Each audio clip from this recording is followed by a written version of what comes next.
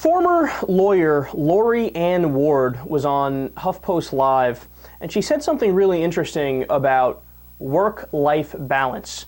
Quote, when you spend your entire life aspiring to be to a particular goal, you put all this energy and time and effort into creating this one goal, and when you reach it, all of a sudden, it's not what you thought it would be, and sadly, you're there. I started to realize it wasn't for me and how burned out I was when I'd be walking to work and thinking, I just wish I could be hit by a car. I don't want to die or anything. I just want to break my legs so I don't have to go to work. Now, when I read that, I was like, whoa, dude.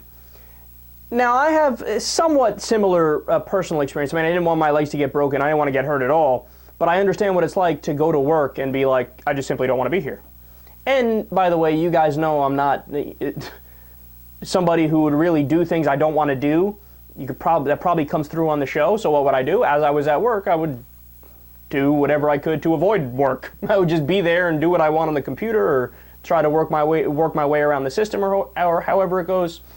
And I feel like a lot of people are in that same scenario. They're in that same boat. And in a world like we live in now, it's not a perfect world, so not everybody's doing their dream job, not everybody's doing something that they love. Now, I'm fortunate enough to do something now that I love and make okay money doing it, not nearly as much as I need or would like, but I'm working on it, right? But when I read something like this, I immediately go back to the same point I always go to. Now, I disagree with the people who are to the left of me, who are like, let's start everything from scratch, a system from scratch, have some sort of anarchism or anarcho-syndicalism where, like the Zeitgeist movement would be in favor of, where there's no capitalist system, it's just communitarian in a way, right? I disagree with those people because I think there's too many questions about it and our human nature doesn't really fit it. But what I do think we should do is that, given that probably the overwhelming majority of people don't like their work, you have to have a system that understands that and is accepting of that and makes accommodations for that. So what I mean by that is you have to have a system that understands human beings aren't just a spoke in a machine.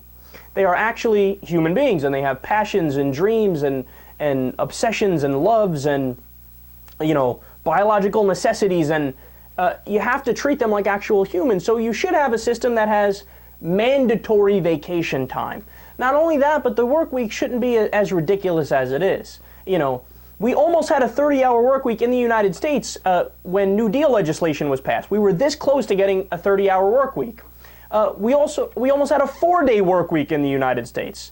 You know, that's what I'm in favor of. Either something like a 4-day work week, or at least having something like a summer vacation even for adults. And you can, you know, some people can take it in the summer, some in the winter, some in the fall, some in the spring, and you break it down however you want to break it down, whatever way is orderly and organized and people can agree to. Because I don't think that when you hit a certain age, you should just be, okay, your job from here on out is to serve your corporate overlords until you die. No, that's pathetic, and a lot of people feel like they waste their lives if they have to do that. And by the way, if you think this is some sort of radical, uber left-wing thing I'm talking about here, consider the fact that in 1910, in a title in the New York Times, an article in the New York Times, said that William Howard Taft, a conservative Republican, when he was asked the question by reporters, how much time off should your average American have, he said 3 months by law. So a Republican said we should have 3 months by law. Look, we have an industrial society.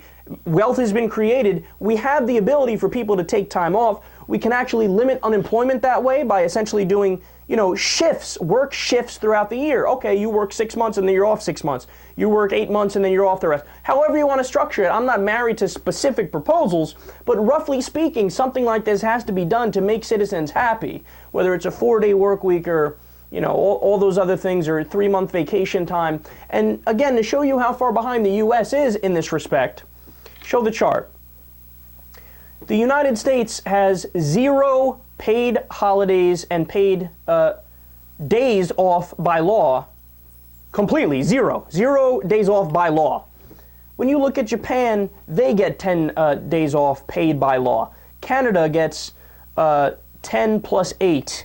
You have the United Kingdom gets 20 paid days off by law. Switzerland, 20 paid days off by law. The Netherlands, 20 paid days off by law. You have some places like Austria and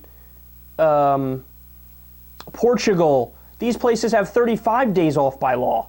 I mean, Sweden, 25 days off by law. Norway, 27 days off by law. In the United States, we are behind all these other modern industrial nations. They have come to the conclusion, I get it, you're human beings. You need to recharge the batteries sometimes. You should have time to spend, with your family. You should have time to care about your hobbies that actually drive you and make you want to wake up every morning, right? They understand that people aren't solely economic engines like robots, right? You're actually a living, breathing, existing thing. In the United States, we need to go down this same road, man. It's a matter of absolute necessity. And I guarantee you, if they do a poll on this in the U.S., upwards of 80% would say, yes, I'm in favor of a 3-week paid vacation law or a 3-month or 4-day work week, whatever it is. I guarantee you people would be in favor of that.